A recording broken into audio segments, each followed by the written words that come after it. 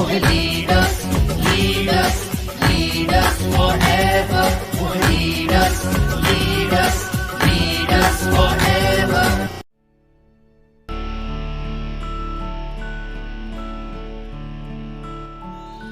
Safe shop direct दिल से। लोग बहाने ऐसे बनाते हैं, उन्हें बनाना भी नहीं आता।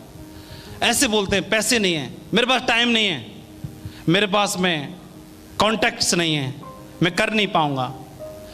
अरे तुम्हारे पास पैसे नहीं है, पैसे नहीं है तो अभी तो ये बिजनेस करना है मेरे भाई।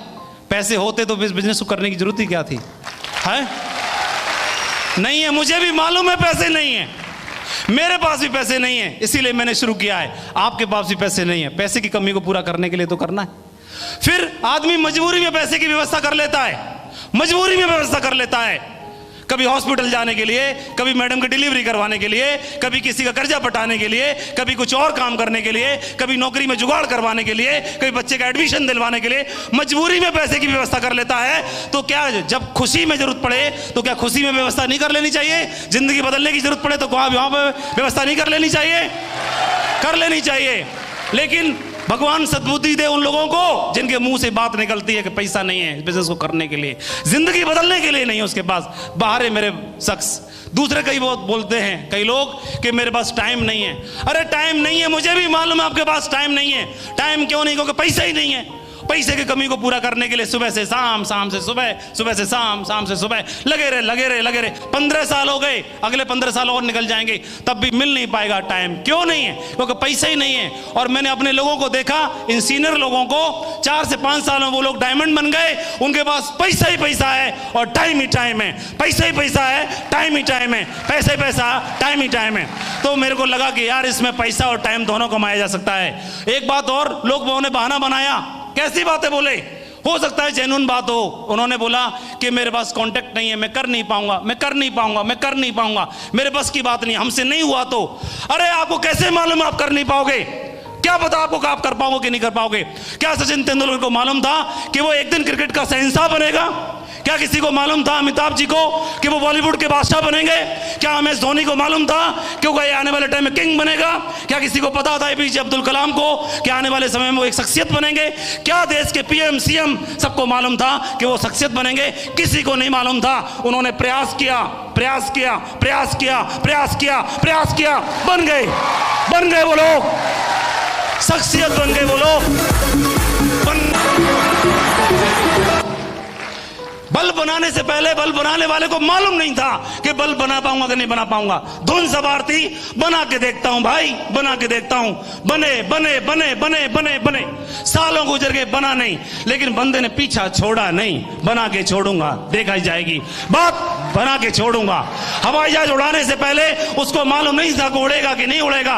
और कई बहुत सलाह लोगों ने, विद्वान लोगों ने सलाह दी, उड़ता नहीं है, उड़ती नहीं है मशीन, उड़ता नहीं है लोहा। लेकिन वो पागल थे और उड़ा डाली उन्होंने, पागल बन के उन्होंने उड़ा डाली। ओम प्रकाश जी, नरसिंह ग्रेवाल जी, राजीव चतुर्वेदी जी, संजय जैन जी और भी ढेर सारे डायमंड, वो भी पागल बन गए। उनको लगा दिमाग में लगा कि शायद हम भी बन जाएं डायमंड। उनको मालूम ही नहीं था कि वो डायमंड नहीं बन सकते। ओम प्रकाश जी को मालूम ही नहीं था कि वो डायमंड इस बिजनेस में नहीं बन सकते। लेकिन ये बात उनको कहां पता थी? उसी तरह, ठीक उस तरह से जिस तरह भंवरे को पता ही नहीं होता कि साइंटिफिक तरीके से देखा जाए, शारीरिक स्ट्रक्चर के आधार पर देखा जाए तो उड़ ही नहीं सकता।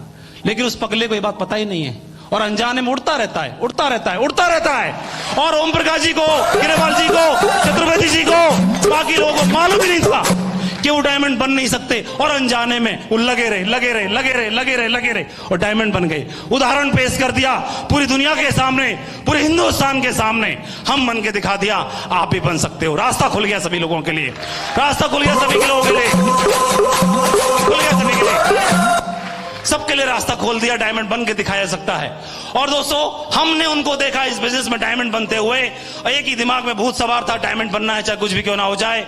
और मैंने जिन 35 लोगों को प्लान दिखाया, उन्होंने जो बहाने बनाए तो बनाए, कोई फर्क नहीं पड़ता, मैं लगा रहा। उन्हीं 35 लोगों में से एक मेरे साथी थे जो स्कूल में पढ़ाया करते थे, डॉक्टर साहब थे, प्रिंसिपल थे जिस स्कूल में पढ़ाता था वहां के। उन्होंने आकर के बिजनेस को ज्वाइन कर लिया। लेकिन दोस्तों, इसको ज्वाइन करा के बिजनेस में लाखों की टीम बन गई। वो आपके सामने वो शख्स विजयपाल जी के रूप में यहां पर क्राउन बन के बैठे हुए हैं।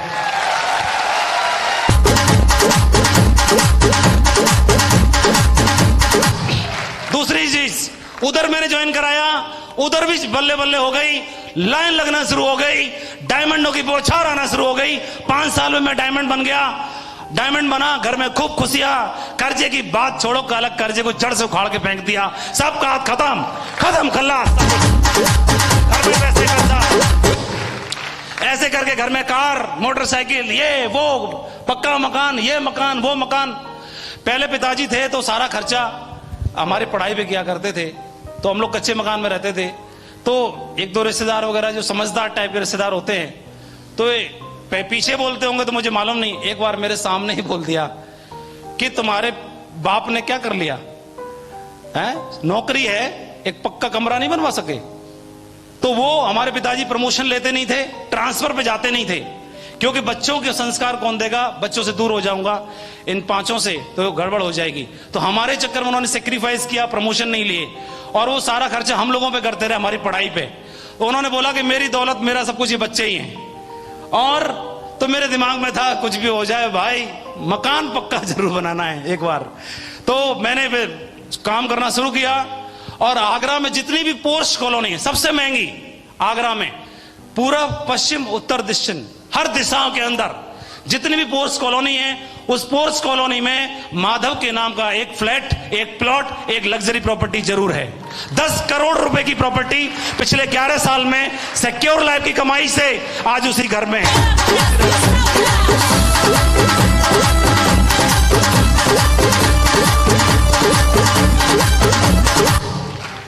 सबके ताले लग गए, सब कुछ हो गया।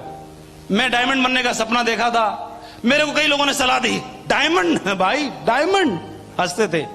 डायमंड दूर से देखने की चीज होती है, बनने के लिए नहीं होते, ठीक है, इतने ऊंचे मत उड़ो। डायमंड बनने के लिए नहीं होता, ऊंचे उड़ने के लिए नहीं होता, दूर से देखने के लिए होता है। विरले लोग होते हैं, इक्का दुक्का होंगे और कैरियर बर्बाद हो जाएगा, जिंदगी बर्बाद हो जाएगी, बनने के लिए सोच भी मत लेना। जिसको ये सलाह दी मैंने ध्यान नहीं दिया, मैंने सिर्फ ऊपर वाले का धन्यवाद, भगवान का धन्यवाद, मेरे घर वालों का धन्यवाद, पेरेंट्स का, सिक्योर लाइफ के डायरेक्टर्स का बहुत बहुत धन्यवाद, मेरे सभी अपलाइनों का बहुत बहुत धन्यवाद। और इस शानदार सिस्टम को बनाने के लिए, शानदार ऑर्गेनाइजेशन को बनाने के लिए, शानदार टीम मेरे साथ में सभी लीडर्स का बहुत बहुत धन्यवाद। शानदार टीम बनाने के लिए, उसी के साथ में न बोलो बल्कि वो डायमंड बना, उसके साथ में 100 डायमंड्स का क्लब कंप्लीट होने के लिए जा रहा है। 100 डायमंड। क्यों?